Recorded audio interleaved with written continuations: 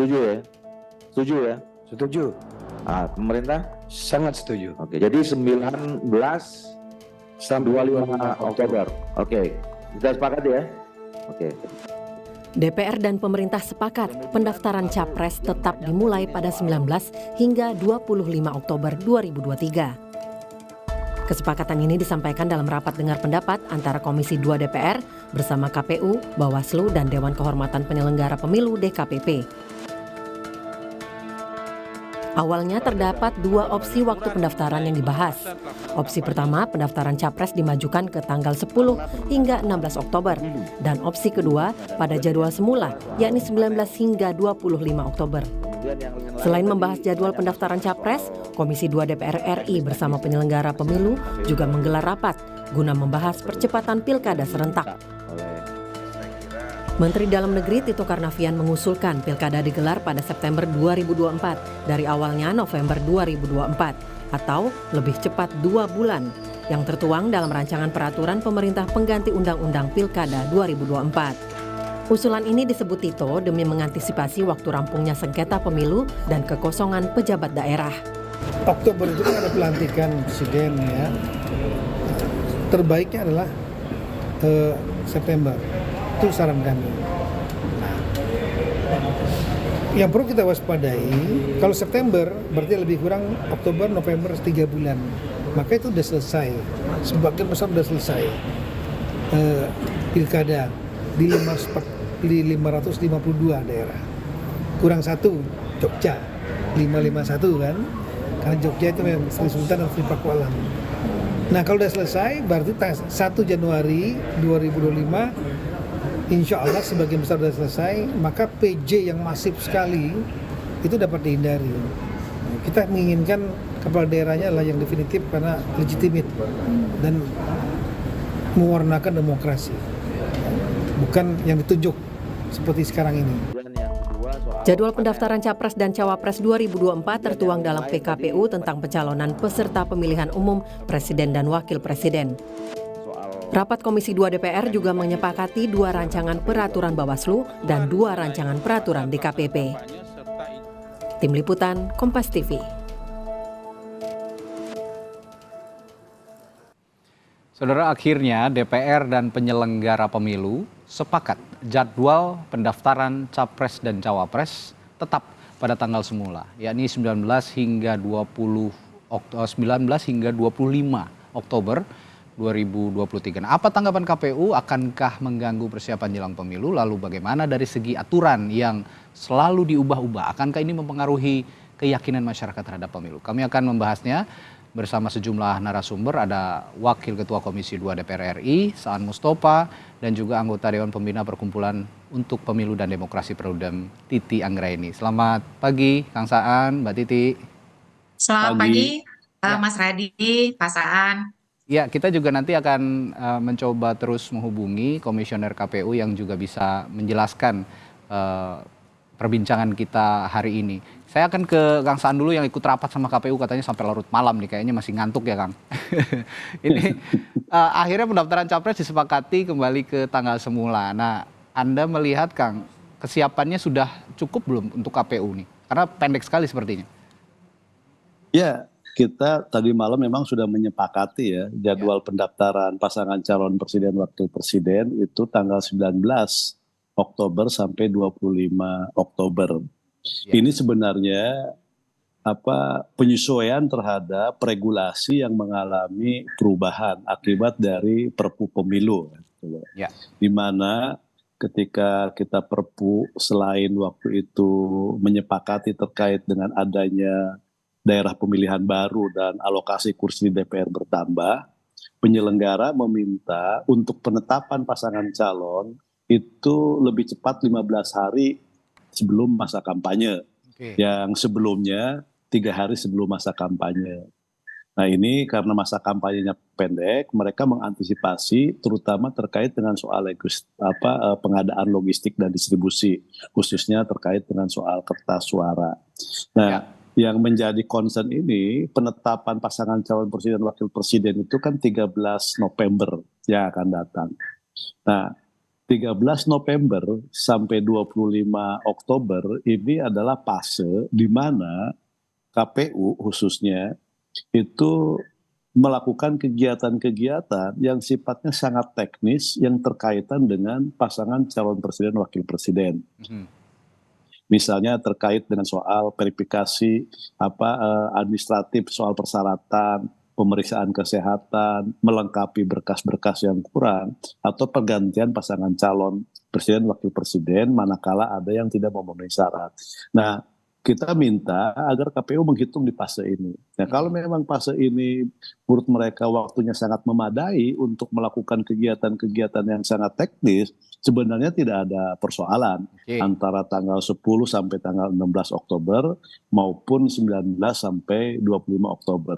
Nah, setelah kita hitung fase ini dan mereka mengatakan memadai dan waktu buat mereka untuk melakukan kegiatan-kegiatan teknis itu mereka sampaikan itu cukup, ya kita nggak ada masalah. Tapi yang paling penting itu tanggal 13 November itu adalah penetapan pasangan calon presiden wakil presiden, ke depannya soal pengundian nomor urut dan sebagainya itu sudah tidak ada masalah. Justru yang menjadi perdebatan itu fase sebelum 13 November 2023.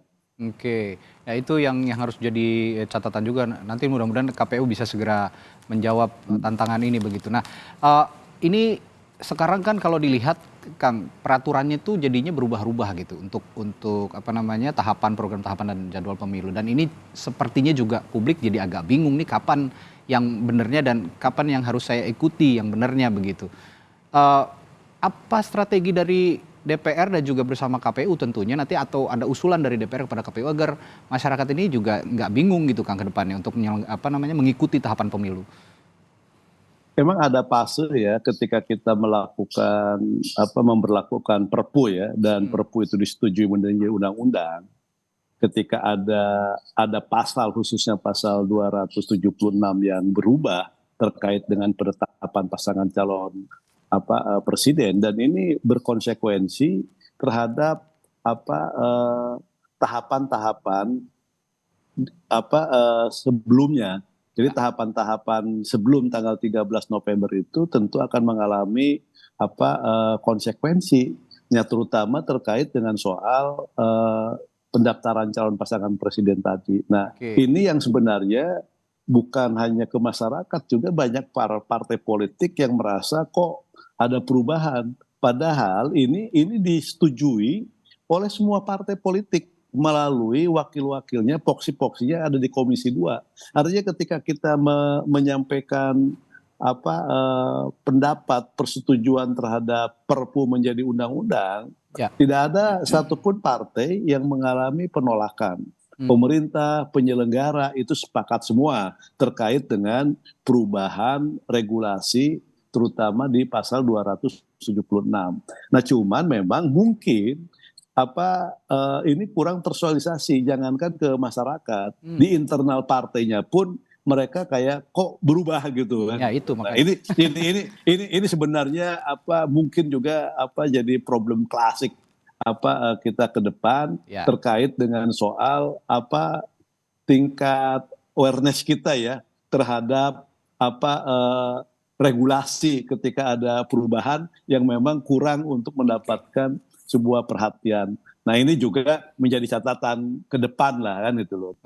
Di partai juga mungkin nanti ke publik, ke masyarakat. Ya, ketika ini dikaitkan dalam konteks logistik gitu, Kang. Ini kan pendek juga ya, jaraknya hanya 30 hari. Nanti saya akan tanyakan apakah nggak terlalu mepet dan kenapa juga Komisi 2 DPR dan juga KPU yakin ini bisa dipenuhi soal logistik ini. Tapi saya akan ke Mbak Titi dulu. Ini Mbak Titi, pendaftaran capres akhirnya kan tetap di tanggal semula nih ya. Menurut Anda usulan perubahan daftar pendaftaran capres yang cuma berjarak 9 hari ini penting tidak? Dan apakah ini ini cuma terkesan mengulur-ngulur waktu aja jadinya? Ya, yang pertama memang kenapa kita berhadapan dengan seolah-olah situasi ketidakpastian ya, atau bisa dikatakan perubahan-perubahan yang melahirkan perdebatan di ruang publik, memang tidak lepas dari pilihan KPU untuk tidak mengatur tahapan, program, dan jadwal dalam satu peraturan KPU yang terkonsolidasi. Jadi KPU itu hanya punya saat ini peraturan tentang tahapan dan jadwal. Dan itu berisi tahapan dan jadwal utama dari tahapan-tahapan pemilu yang ada 11. Kalau dulu-dulu di pemilu terdahulu sejak 2004 sampai 2019, bahkan program-program yang berlangsung pada setiap tahapan itu sudah kita bisa tahu sejak awal. Sebagai contoh ya Mas Radi, tahap pencalonan kita sudah bisa tahu kapan pendaftaran DPD, kapan pendaftaran DPR, DPRD, kapan tanggal pendaftaran untuk calon presiden, wakil presiden, itu terkonsolidasi termasuk verifikasi administrasinya kapan, perbaikan berkasnya kapan, verifikasi faktualnya kapan, dan penetapannya kapan. Nah, sekarang yang disebut dengan program atau aktivitas rinci tersebut itu tidak diatur di dalam satu peraturan KPU yang terkonsolidasi sejak awal. Diaturnya di mana? Diaturnya di dalam peraturan KPU setiap tahapan. Nah, sementara KPU itu mengatur peraturan KPU tahapan biasanya menjelang tahapan yang akan dilaksanakan. Contoh soal ini pencalonan presiden, wakil presiden. Perpu keluar bulan Desember 2022. Lalu kemudian sudah diberi nomor ditetapkan pada bulan Mei tahun 2023. Sebenarnya kan ada waktu yang cukup banyak untuk mengkalkulasi, mensimulasikan konsekuensi dari pasal 276 ayat 1.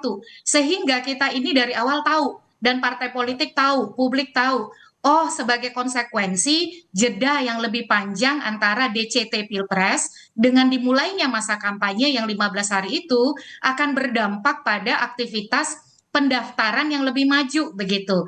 Nah, tetapi kan sekarang tidak, karena itu mundur dan di tengah konstelasi misalnya pencalonan membuat ada kebingungan di masyarakat kita. Jadi itu suatu kewajaran.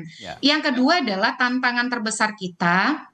Bagaimana memastikan pemilu itu kan harusnya sejak awal prosedurnya itu pasti ya, hasilnya yang tidak bisa dipastikan begitu. Kalau kemudian prosedurnya menjadi tidak pasti, akan menimbulkan kebingungan dan kebingungan ini bisa menimbulkan spekulasi.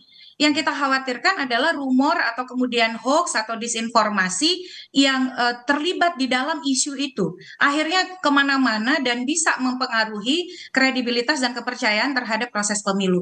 Yang terakhir adalah jadwal 19 sampai 25 Oktober ini Pak Idam sudah bergabung, itu akan mempengaruhi durasi kerja KPU, walaupun masih dalam konteks kerangka Undang-Undang Pemilu.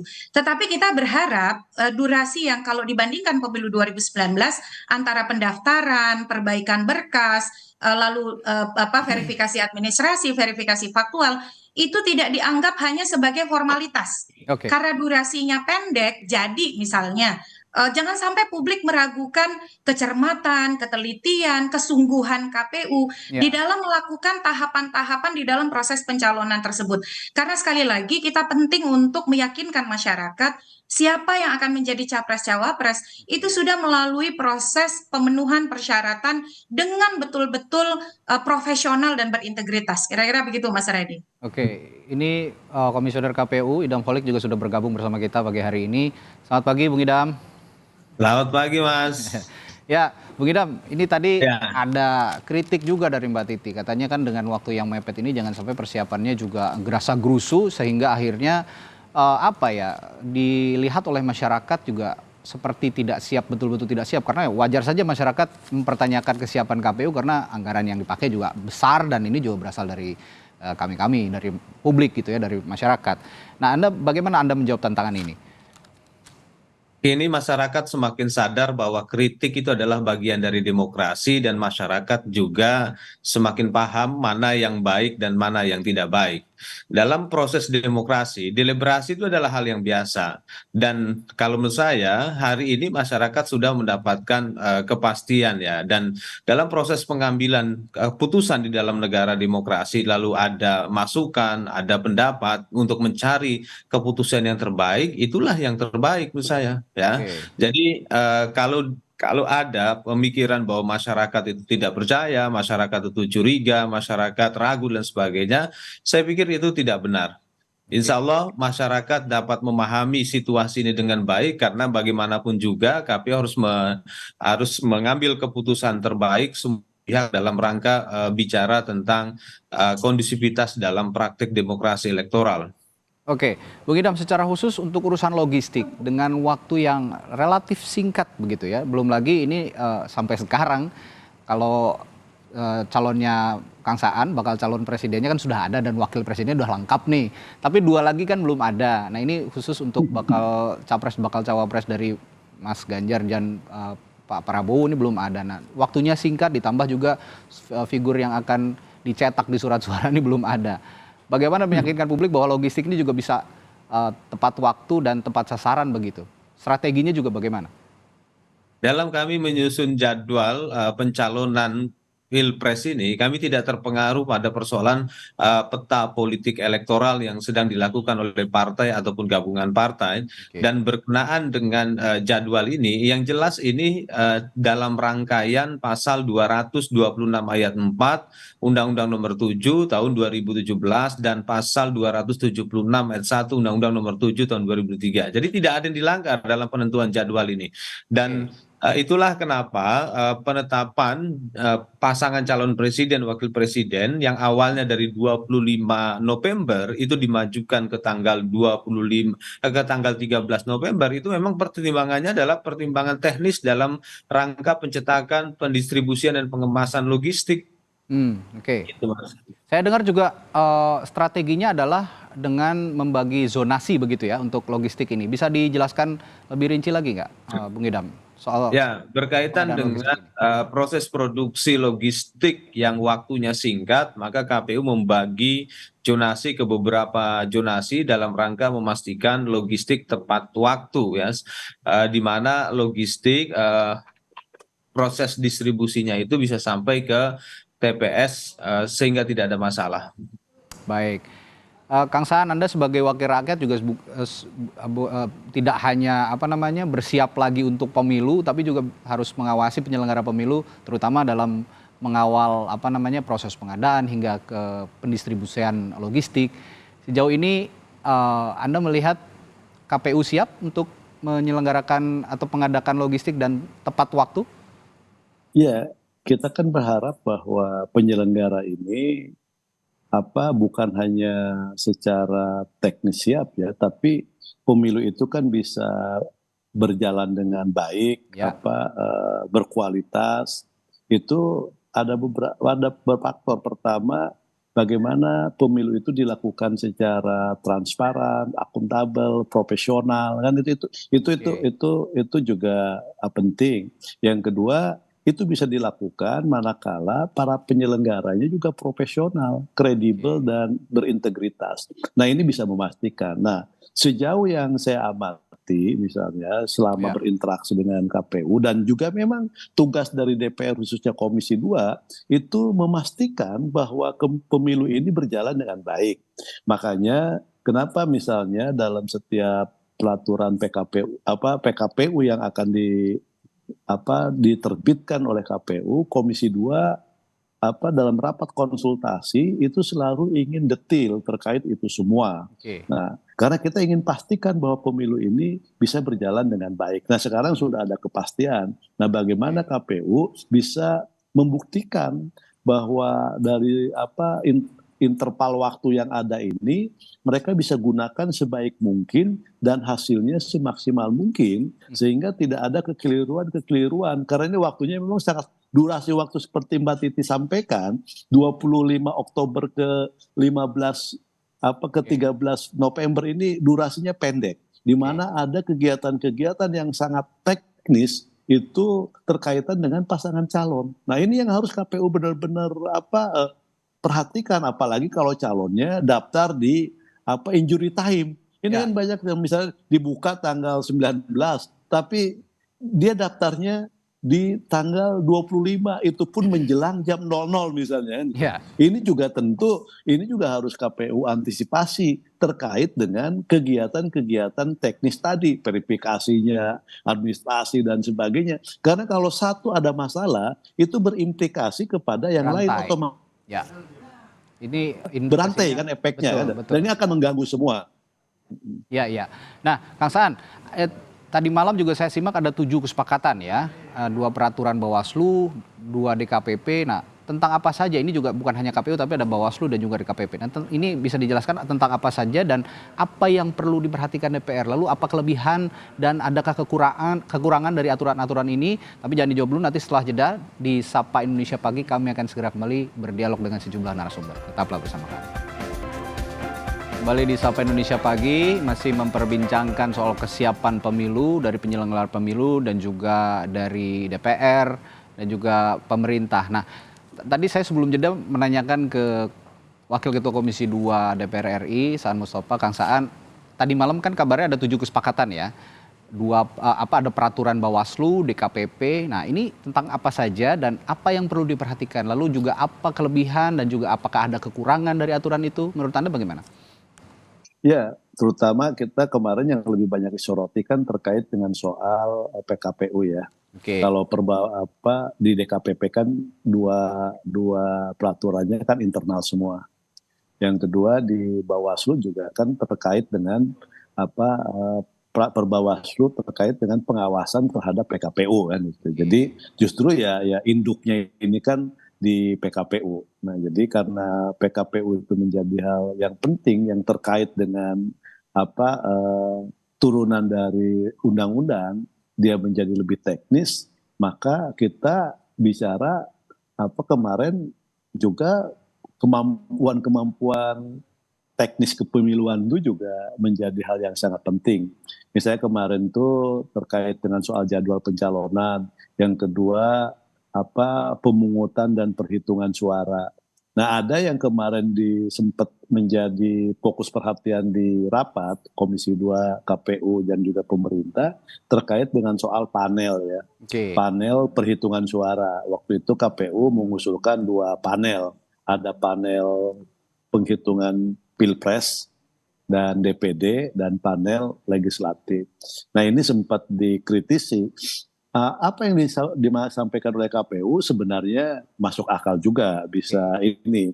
Cuman terkait dengan sumber daya, yang kedua juga kita punya pengalaman 2019 di mana publik itu lebih ke fokus perhatian ya, itu lebih kepada Pilpres. Dan sekarang pun sebenarnya juga kalau misalnya sosialisasi dan lain sebagainya jangan sampai terulang kembali seperti 2019. Fokus publik pemilih itu ke Pilpres, sementara Pileg menjadi agak terabaikan, kurang mendapatkan perhatian. Ini ada gap ya antara Pilpres dan Pileg. Ini mungkin karena baru sekali dilakukan di mana Pilpres dan Pileg disatukan dan ini baru mau kedua sehingga euforia publik terhadap Pilpres itu jauh lebih tinggi kepada Pileg. Nah, dan ini bisa dilihat nanti dari output 2019 yang lalu. Publik kurang perhatian, seakan-akan ketika datang ke TPS udah ikut Pilpres, Pilegnya terabaikan, kadang banyak suara-suara yang nggak sah. Mungkin data Mbak Titi sekitar 17 jutaan untuk Pileg yang tidak sah ya. Tidak sah itu banyak faktornya. Tidak, mereka habis menentukan pilihan di Pilpres. Baik. Keluar yang namanya kertas suaranya dibuka. Nah, ini menjadi fokus kita. Oke. Nah, Mbak Titi tadi juga Kang Saan nyinggung soal Perpu ini kan juga persiapannya juga harus matang ya untuk penyelenggaraan pemilu khusus untuk Perpu ini. Nah, di rapat kemarin ini juga ada terbitnya Perpu ini dan Undang-Undang Nomor 7 Tahun 2003 akan ada implikasi. Nah, menurut Anda apa saja implikasi yang harus diantisipasi, Mbak Titi? Ya, ini nih kita sudah kebolak-balik ya.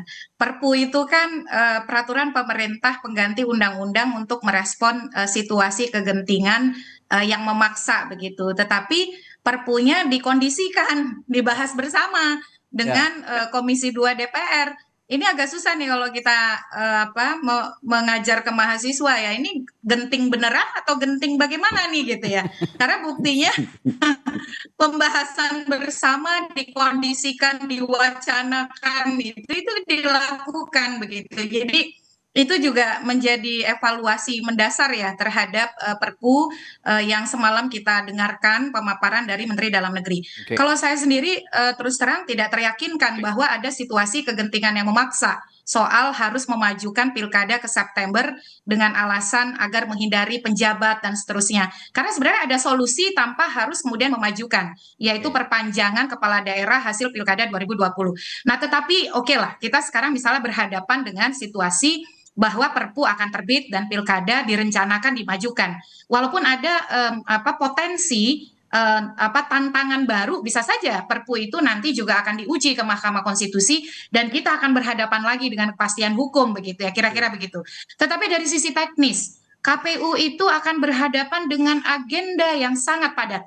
Jadi selesai dari pemilu, selesai penghitungan, rekapitulasi, ada perselisihan hasil di Mahkamah Konstitusi, belum lagi kalau ada putaran kedua yang akan berlangsung 26 Juni 2024, lalu kemudian akan ada persiapan untuk pelantikan dan seterusnya. Nah, di September kan tahapan itu tidak serta-merta terjadi. Ada pencalonan, lalu kemudian ada kampanye, ada perselisihan begitu. Termasuk soal pendaftaran capres ketika mereka ditetapkan 13 November, antara 13 November menuju 28 November, itu juga ada potensi sengketa pencalonan atau sengketa proses. Nah, hal-hal seperti itu saya terus terang khawatir ya, akhirnya agenda yang begitu kompleks, yang begitu besar, membuat masyarakat kita itu tidak terlalu menjadi pemilih yang punya waktu, punya kesempatan, ketelitian, atensi, dan fokus pada agenda ini gitu. Belum selesai misalnya dinamika internal partai soal pemilu legislatif. Kita sama-sama tahu lah, selesai pemilu legislatif itu dan pilpres ya Kang ya, pasti ada dinamika di internal partai. Lalu mereka dipaksa langsung harus siap ke pilkada. Konsolidasi internal belum sepenuhnya pulih, mungkin ada potensi konflik yang terjadi sebagai ekses pemilu legislatif, harus siap-siap pencalonan pilkada. Saya khawatir di 2024 pragmatisme akan muncul, calon tunggal akan meningkat. Karena kenapa? Daripada sibuk-sibuk konsolidasi dan lain sebagainya, menjadikan pilkada sebagai ruang pemulihan kondisi ekonomi partai gitu ya. Dan calon tunggal meningkat. Belum lagi KPU. Ini, saya sebenarnya walaupun KPU menyatakan siap begitu ya, tetapi melihat irisan beban yang begitu besar, saya khawatir misalnya kita akan menghadapi tantangan teknis, kompleksitas yang membuat performa penyelenggara pemilu menjadi tidak optimal, begitu Mas Radi. Kompleksitas itu juga tentunya nanti akan berdampak pada anggaran dan segala macam, karena lagi-lagi cita-cita untuk memiliki pemilu yang hemat sepertinya belum akan terwujud di pemilu 2024. Nah, Bung Idam, bagaimana Anda menjawab kekhawatirannya Mbak Titi tadi soal menyelesaikan masalah-masalah yang muncul di tengah jalan begitu saat penyelenggaraan pemilu dan juga antisipasi kegaduhan pemilu yang potensinya tetap ada begitu dari pemilu ke pemilu, terutama di 2024 ini. Bagaimana Bung Idam? Ya, kunci penyelenggaraan pemilu di tengah banyaknya irisan tahapan pemilu ataupun pilkada nanti itu ya kuncinya pertama kami harus mitigatif. Cara kami mengambil kebijakan itu mitigatif. Yang kedua ya harus terencana.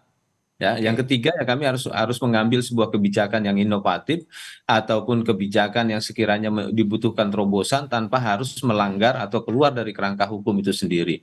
Kalau ada kekhawatiran itu hal biasa menurut saya, dan kita berdemokrasi ini bukan hari ini, sudah proses yang panjang ya, dan saya yakin semuanya akan berjalan dengan lancar, dan kami sebagai penyelenggara pemilu tidak dalam kapasitas berdebat apakah Perpu ini ditolak ataupun diterima. Apa yang menjadi keputusan dari pembentuk undang-undang ya mengenai Perpu ini atau Perpu ini nanti disahkan ya kami akan laksanakan, dan kami juga sudah mempersiapkan beberapa skenario apabila memang nanti Perpu ini akan dilaksanakan.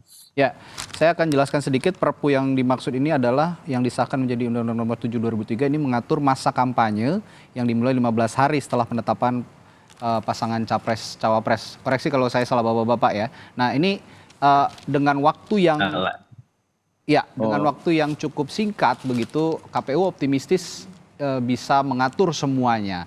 Tapi juga dispute akan tetap ada di tengah jalan. Nah, sepertinya dispute itu yang harus kita perhatikan bersama. Bagaimana Anda menjawab tantangan soal dispute ini? Berkaitan dengan sengketa, ya. Jadi sebenarnya bukan perpu lagi tuh Mas, saya luruskan. Itu sudah Ya, menjadi undang-undang. undang-undang ya. Baik. Undang-Undang Nomor 7 Tahun 2023 2023. dengan ada penambahan 3 pasal baru dan perubahan 3 pasal. Seperti itu. Oke. Baik. Ya, jadi pertanyaan saya tadi, bagaimana Anda menjawab tantangan soal dispute itu tadi? Ya, berkenaan dengan hal tersebut, DCT itu ditetapkan pada tanggal 3 November. Ya, pasangan calon ditetapkan pada tanggal 13 November. Nah, berkenaan hal tersebut kuncinya adalah administrasi yang akurat oleh peserta pemilu, dan kami juga dalam pelaksanaannya itu dalam menentukan status terhadap administrasi pencalonan itu benar, ya, sesuai dengan legalitasnya. Terus selanjutnya berkenaan dengan masa kampanye yang 75 hari ini merupakan satu pilihan yang dimana dalam rangka menghindari polarisasi politik yang tajam, karena kita pernah memiliki pengalaman di 2019 yang lalu, ya.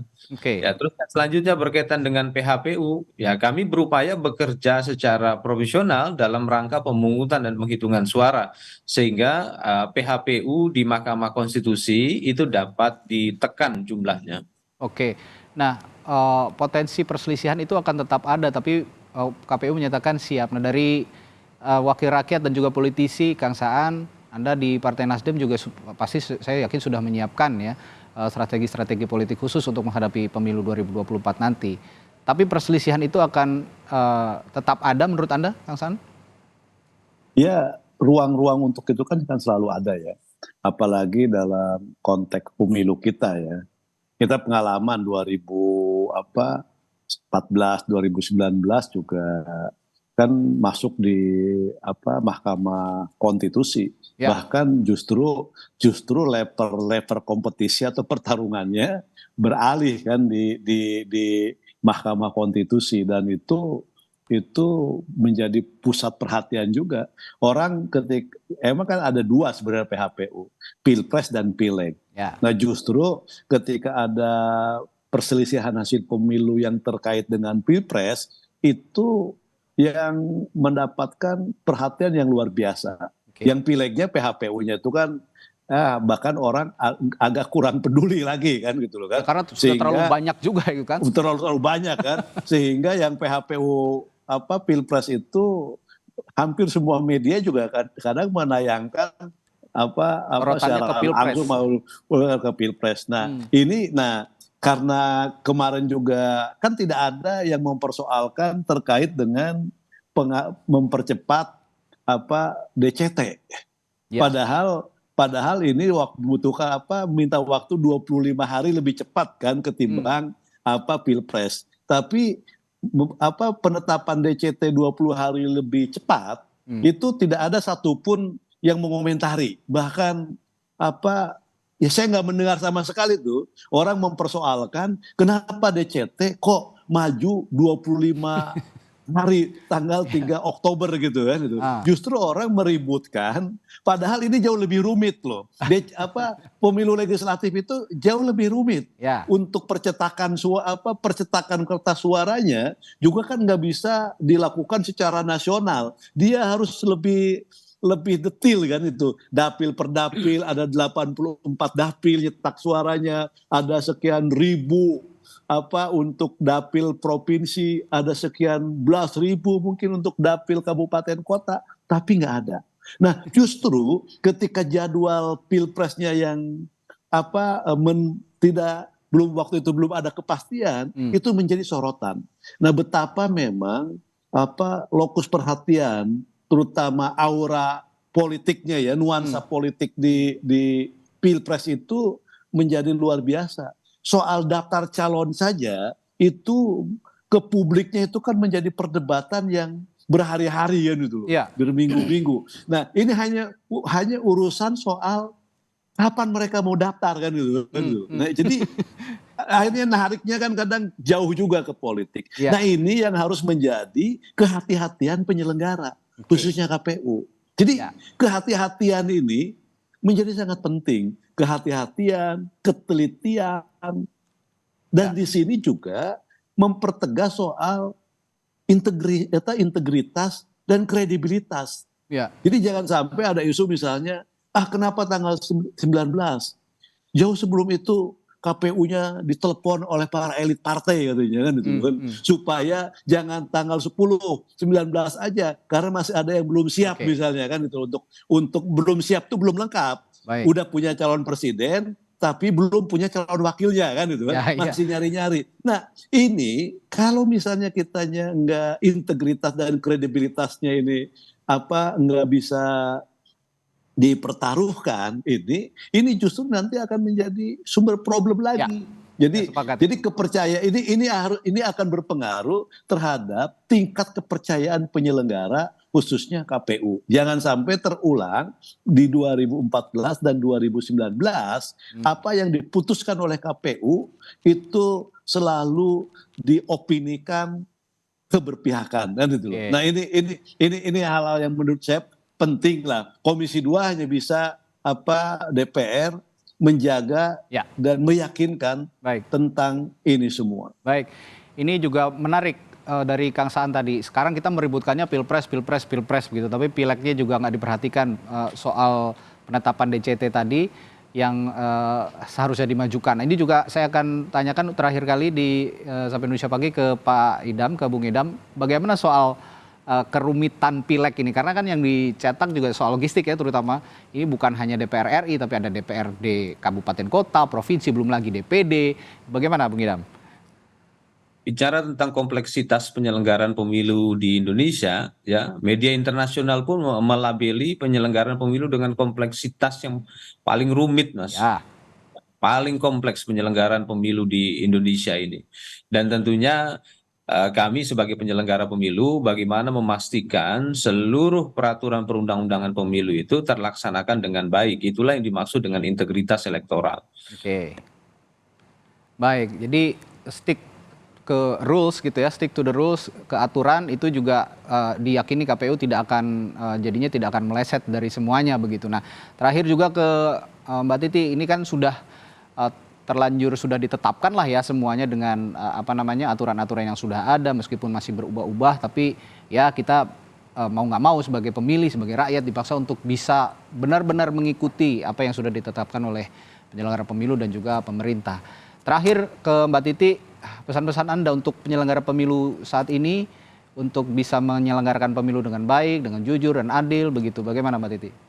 Ya, Mas Radi, tadi Perpu yang dimaksud yang perlu diwaspadai adalah Perpu yang disampaikan oleh Mendagri akan diterbitkan untuk memajukan jadwal pilkada dari November ke September. Ya, karena kan sampai hari ini kalau pilkadanya September, peraturan KPU tentang tahapan program juga belum, tahapan dan jadwal juga kan belum ada ya. Ini juga menjadi catatan sebagai hal yang harus disegerakan oleh KPU kalau perpunya terbit.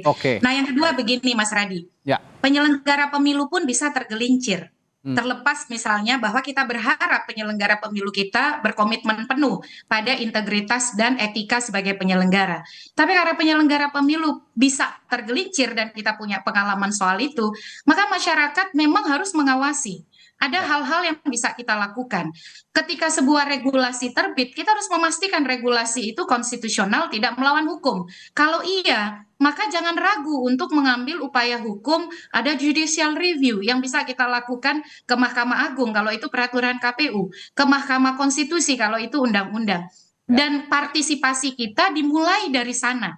Bukan hanya di bilik suara begitu, melakukan koreksi atas aturan yang kita anggap tidak demokratis. Itu jangan dianggap sebagai tindakan melawan negara, tidak mendukung pemilu, tapi justru itu adalah kecintaan publik pada pemilu yang bebas dan adil. Nah, yang kedua adalah saya kira kita tetap harus mengikuti proses ini dan terus kritis. Sebagai contoh begini, saya salah satu yang mendukung langkah Pak Idam dan kawan-kawan mempercepat pendaftaran. Karena pertimbangan ada durasi dan juga kebutuhan administratif di dalam proses pencalonan. Nah, itu juga disampaikan argumennya oleh KPU. Begini loh, kenapa 10 sampai 16. Ketika misalnya ada perubahan menjadi 19 sampai 25, publik berhak mendapatkan penjelasan yang sama. Karena kalau tidak ada penjelasan, soal tadi Kang Saan sebutkan transparansi, akuntabilitas, spekulasi itu akan muncul. Dan itu akan digoreng terus, apalagi kalau misalnya Pilpres kita mengalami keterbelahan kembali. Ini akan menjadi sesuatu yang tereskalasi sampai akhir. Jadi penjelasan terbuka kepada publik, menghadirkan meaningful participation, bahwa partisipasi itu jangan hanya diajak uji publik, disampaikan gagasan, diminta masukan, tapi ketika ada perubahan kebijakan, publik tidak dirasionalisasi. Itu kenapa terjadi. Baik. Nah, saya kira itu ya. Dan yang terakhir, kita semua berharap bahwa aturan main itu tidak banyak berubah, Mas Radi, karena kepastian prosedur itulah sebagai salah satu kunci kepercayaan publik pada kepastian penyelenggaraan pemilu. Baik, saya sepakat sekali soal transparansi dan akuntabilitas karena uang rakyat yang dipakai untuk penyelenggaraan pemilu ini tidak kecil. Ini pada 2022 aja sudah digelontorkan 3,1 triliun, kemudian 30 triliun ya kalau saya tidak salah pada 2023. Nah, nanti the next year adalah 37,4. Nah, ini tapi yang disepakati berapa nanti akan diketahui juga. Yang jelas kemungkinan akan ada sekitar 70-an triliun rupiah yang akan digelontorkan untuk pemilu 2024 ini, menuntut penyelenggara pemilu juga bisa transparan, akuntabel, dan mempertanggungjawabkan semua yang sudah uang rakyat yang sudah dikeluarkan, dan juga para peserta pemilu juga diharapkan bisa punya tanggung jawab yang sama untuk memberitahukan kepada publik dengan transparan dan akuntabel dana-dana pemilu, maksud kami dana-dana kampanye yang dipakai agar pemilu yang diselenggarakan di 2024 nanti bisa benar-benar dipercayai oleh rakyat. Terima kasih Wakil Ketua Komisi 2 DPR RI, Saan Mustafa dari fraksi Partai Nasdem, lalu Mbak Titi Anggraini dari Perludem, dan juga Komisioner KPU Bung Idham Holik telah bergabung bersama kami di Sapa Indonesia Pagi. Sehat selalu Bapak-Bapak, sampai ketemu lagi. Baik, Saudara.